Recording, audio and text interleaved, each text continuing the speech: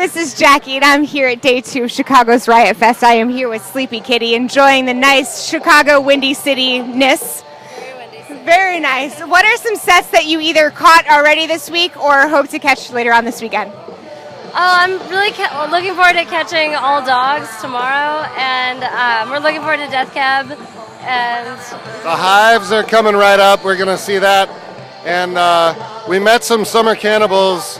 We missed their set because we were doing other dumb stuff, but we're going to circle back around and catch them because they are great people as far as we can tell. Excellent, excellent. A lot of great variety playing this weekend. You recently released your EP, Flux. How is that an evolution or a change from your previous sound, say like your Infinity City EP? I would say for us, Flux kind of came from a lot of tour on our previous record, Projection Room, and kind of riding in the van and also just like playing a lot of shows and trying to catch ideas of songs whenever we could.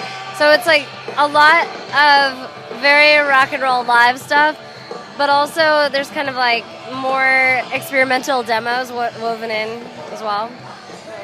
Flux is made for having fun. Like we didn't know it was even going to happen, and then I came home from something else and Paige put some headphones on me and said, check this out. I was culling through our past stuff, and I think this is something, and it feels to me like being in the band, like having songs that we are playing, we've recorded, but like we didn't think of them as done until it turned out they were done, which is the ideal way to discover that you're further along than you thought. And then it frees us up to do a whole bunch of other stuff, so it was like a surprise birthday party or something. Yeah. That's a pleasant surprise. Speaking of fun and creativity, what role does your art castle have woven in with your music and other things that you do? I feel like it's kind of part of the process of everything. Like, we found this space in St. Louis that we're in now. It's basically 3,000 square feet of open warehouse type space that we kind of turned into a workable space.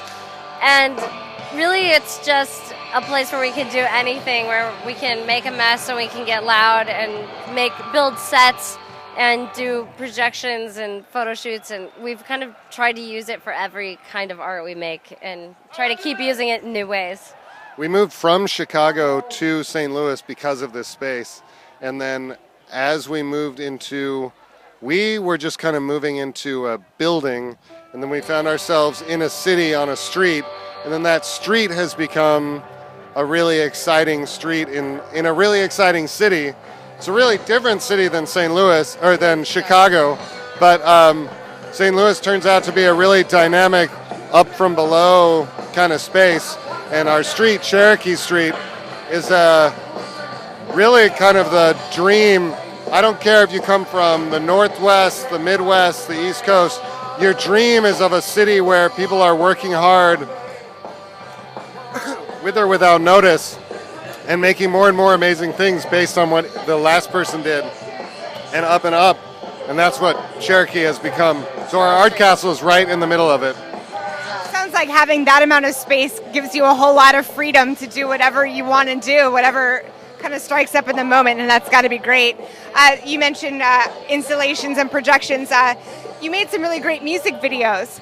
Why make music videos? I'll ask the loaded question. Why make those music videos in 2016 when there isn't really a channel that plays them anymore, unfortunately?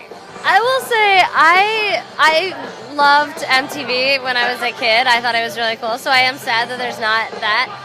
But the fact that everything is online now and it's a very visual world that we live in, I feel like people still like seeing videos, and it's a way to find out a lot of things about a band at once, like see kind of what their visual aesthetic is and hear them at the same time.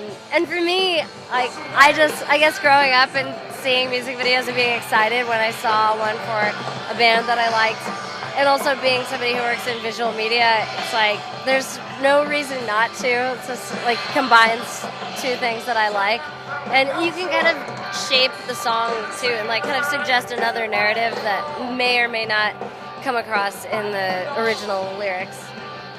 We really have an ambitious video that we're working on now that's coming up, And I feel like honestly the answer why music videos is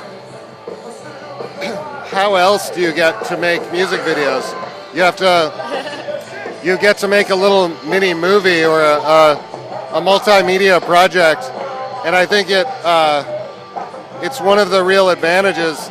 Like when you learn to play an instrument, you're not thinking about the video that maybe you are, but I wasn't thinking about the video that accompanies the song. But by the time you're working in a band and you're thinking in a band, especially our band is a very multimedia band, getting to do a video is one of the opportunities that it allows. And I mean, we don't have to do it, but we have an opportunity to, and I feel like it enriches it for everyone.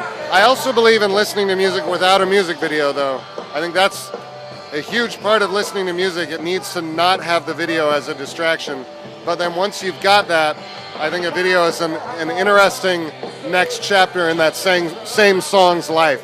I would agree. It's a way to enhance the song, but not if you're distracting from it, then you got to separate yourself from it. So combining the audio and the visual, how do you go about choosing your set list for a show like Riot Fest?